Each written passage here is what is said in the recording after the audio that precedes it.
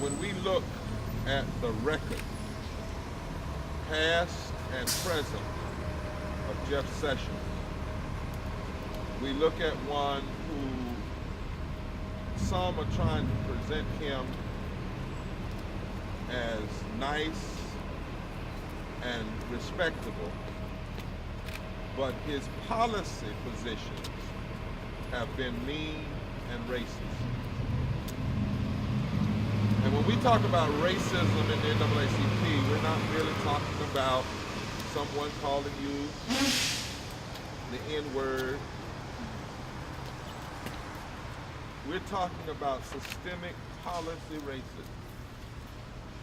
Where have you stood on the issues that impact the lives of black people, brown people, and ultimately, as our President Obama said last night, impact all people? Because racism should be a concern for America, for all of us.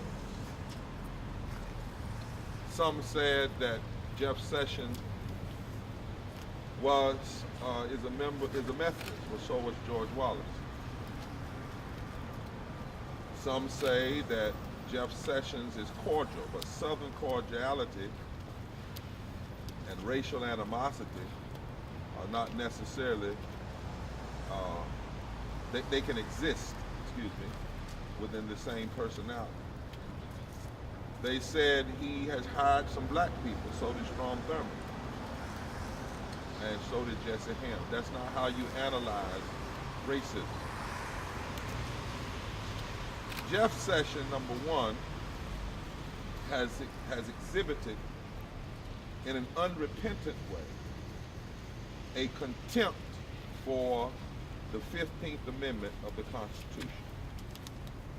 The 15th Amendment of the Constitution says that the right of citizens of the United States to vote shall not be denied or abridged by the United States or by any state on account of race, color, or previous condition of servitude. Section 2 says the Congress, that's the House and the Senate, shall have the power to enforce this article by appropriate legislation.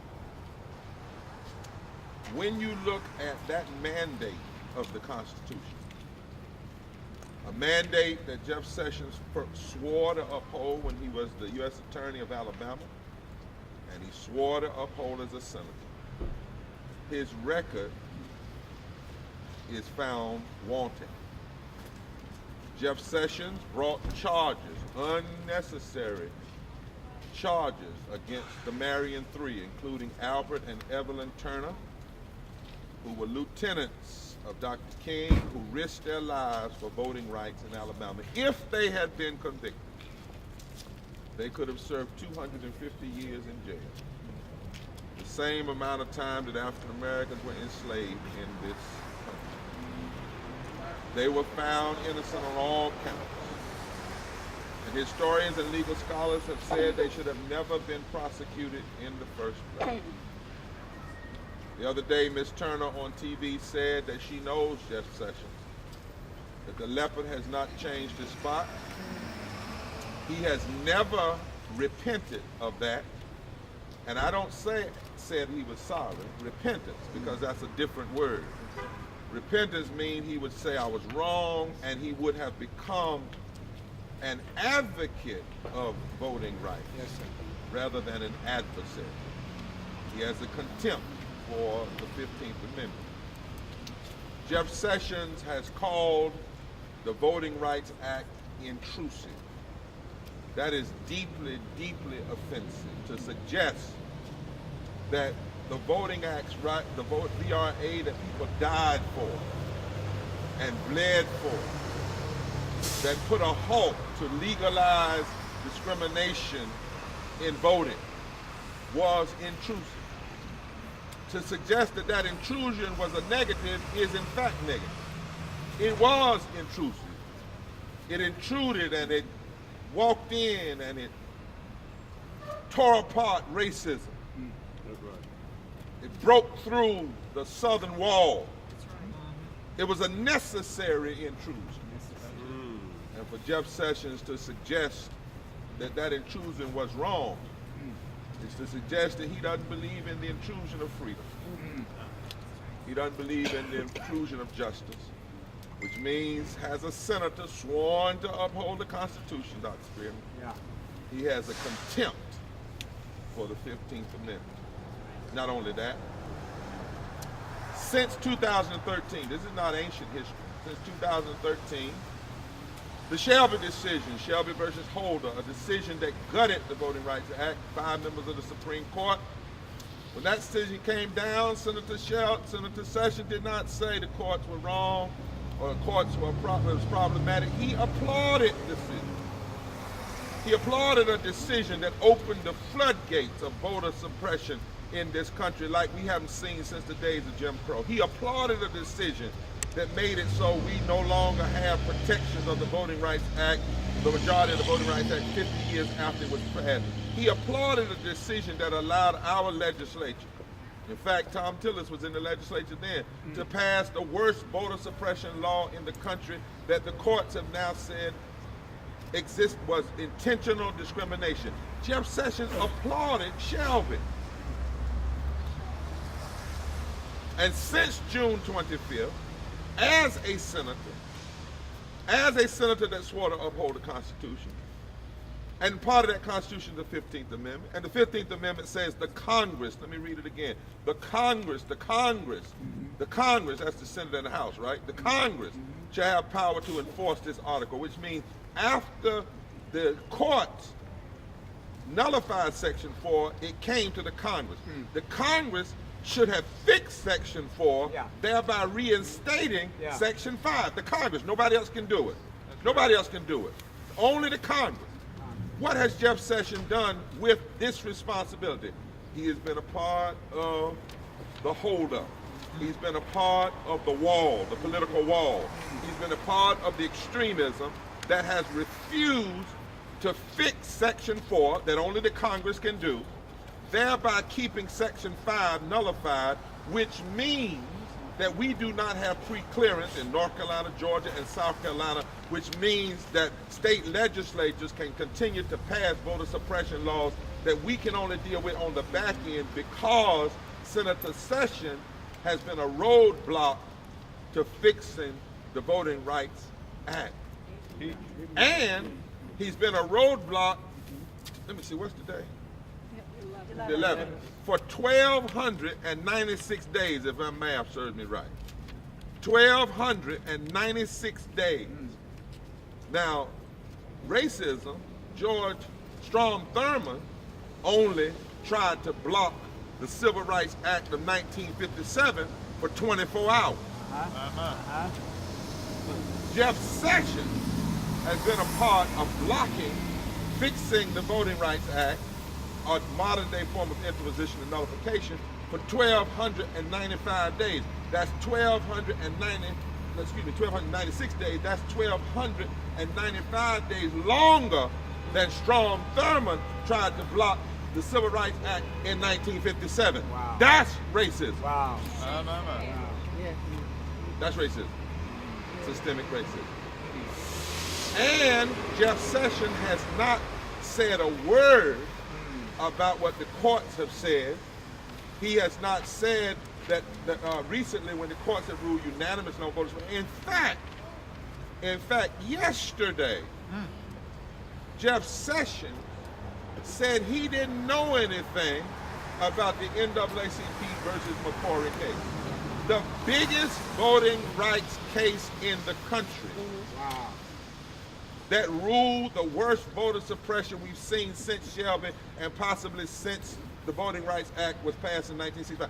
And a sitting senator on the Judiciary Committee who applauded Shelby. Now, either you're blind deliberately or you're lying deliberately, but you can't have it both ways. Which means Jeff Sessions has a contempt for the 15th Amendment. Now, why do I make that point? If he has a contempt for the 15th Amendment now as a senator, if he will not stand on the 15th Amendment as a senator. Yeah. If he will not cause the Judiciary Committee to stand on the principles of the 15th Amendment now, and he put his hand on the Bible and swore that he would uphold the Constitution. And if he's not doing it now, then why would we want to make him the enforcer, the highest law enforcing officer of these United States to enforce the 15th Amendment? Yeah. Press your point. Press your point. It's contradictory. Yes, sir. It's hypocrisy. Yes, sir. And it's a form of systemic racism. Racism is not just yelling the N-word and wearing robes, as bad as those things are. Racism is perpetrated through systems of power that consistently privilege white people while discriminating against people of color and other minorities. And one of the primary jobs of the U.S. Attorney General is to challenge institutional racism at every level of the American society. And if Jeff Sessions has flunked doing that as senator, then why would we give him the power of a U.S. Attorney General? But there's a second thing about Jeff Sessions.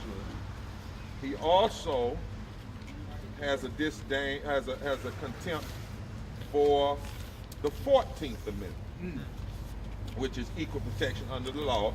That's not in his antiquity, but is in his present. In recent history, he voted against the anti-torture legislation. In recent history, he voted against the Violence Against Women's Act reauthorization. In recent history, he has stood against protections for vulnerable Muslim Americans and the LGBT community, and for immigrants and for refugees. The reason that's a problem is because the 14th Amendment says that everybody has a right to equal protection under the law, regardless of their race, their creed, their color, their sexuality, or any other thing, except for them being born or naturalized in this country. That's all that's required, that you receive equal protection under the law. Jeff Sessions has suggested in his comments and his policies that he believes that law, the 14th Amendment, doesn't apply to everybody. If he shows contempt for the 14th Amendment as a senator, then why would we elevate him to the U.S. Attorney General, the highest law enforcement officer in this country, to enforce the 14th Amendment when he already shows he has a contempt for the 14th Amendment? And that's racism. Racism. And it's classism. And it's a lot of other issues. Third, Senator Sessions has a contempt for the Civil Rights Act of 1964. Not 50 years ago, 30 years ago, but in his present reality. In fact, in some ways, he's hardened over the years as he's gotten more power. Now, why do I say that? Because Senator Sessions voted against a program to ensure that women and minorities and African Americans had access to federal contracts.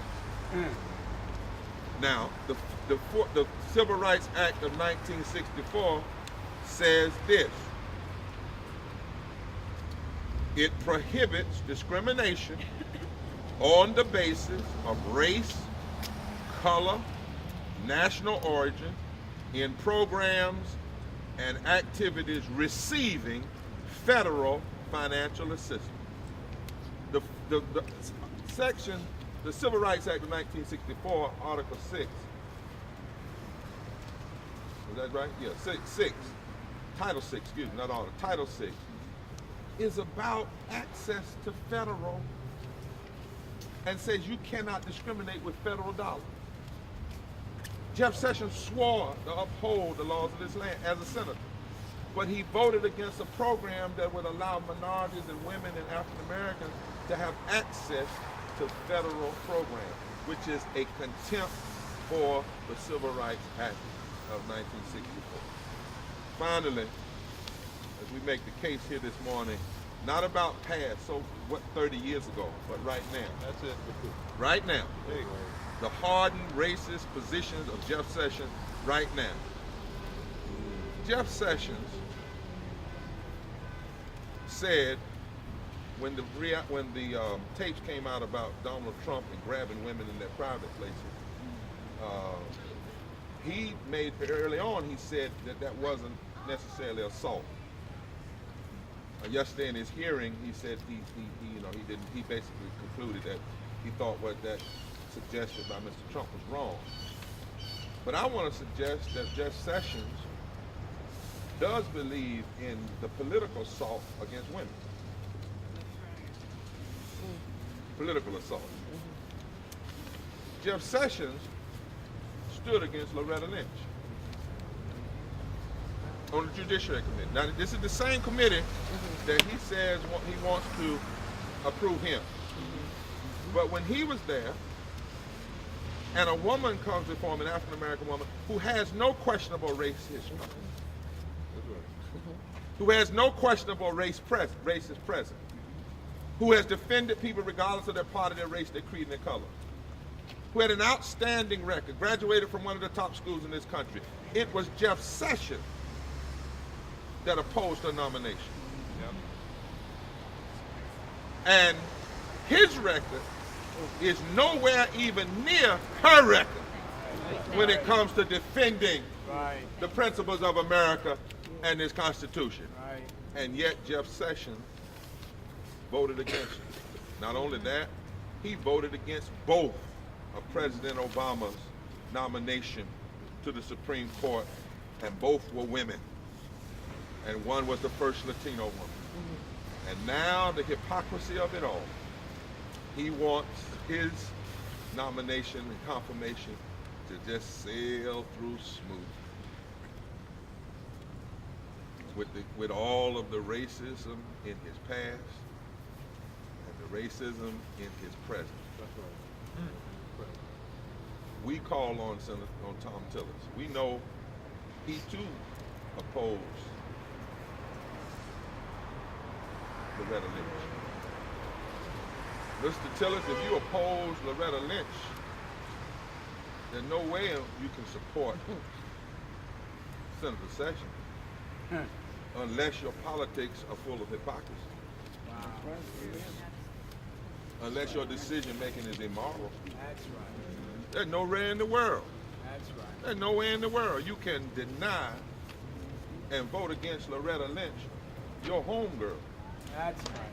from your own state, and then turn around and support a senator who has exhibited racist tendencies and racist policies in another state. Unless your politics are just about partisanism and hypocrisy. Republicans today, with this nomination, the first one being put before them, have the opportunity to prove to America that they reject systemic racism. Or they have the opportunity to own it. And let me just say, because I see a couple of people filming, I want to make this clear. Democrats, you own it too. All right. If you put senatorial courtesy over the 15th Amendment, and over the 14th Amendment, and over the Civil Rights Act of 1964, and if you put senatorial courtesy among 100 people over protecting the constitutional rights from someone who has proven that they have a contempt for those rights, if you choose the courtesy of 100 over the rights of 350 million, regardless of your party, you own it. You own it. And we commit to stand against it now, to stand against it in the days to come, because no political nominee appointed or not, removes the provisions and the power of our